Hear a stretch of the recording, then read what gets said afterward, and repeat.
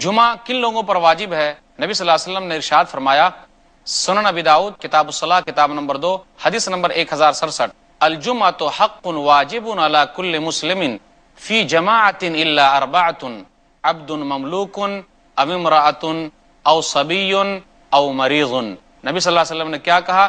جمعہ ہر مسلمان پر جماعت کے ساتھ واجب ہے، لیکن غلام پر واجب نہیں ہے، نوکر پر واجب نہیں ہے، عورت پر جمعہ واجب نہیں ہے۔ پھر اسی طرح نبی صلی اللہ علیہ وسلم نے کہا بچے پر جمعہ واجب نہیں ہے۔ اسی طرح نبی صلی اللہ علیہ وسلم نے کہا بیمار پر جمعہ واجب نہیں ہے، یہ چھوٹ ہے، ان کو دی گئی ہے۔ اسی طرح ایک چیز اور ہے کہ جو آدمی مسافر ہے اس پر بھی جمعہ واجب نہیں ہے۔ ہم اور آپ یاد رکھیں جمعہ کے تعلق سے کہ جمعہ گاؤں میں بھی پڑھا جائے اور جمعہ شہروں میں بھی پڑھا جائے، اس کا اہتمام ہونا چاہیے۔ صحیح بخاری کتاب الجمعہ کتاب نمبر 11 باب نمبر 11۔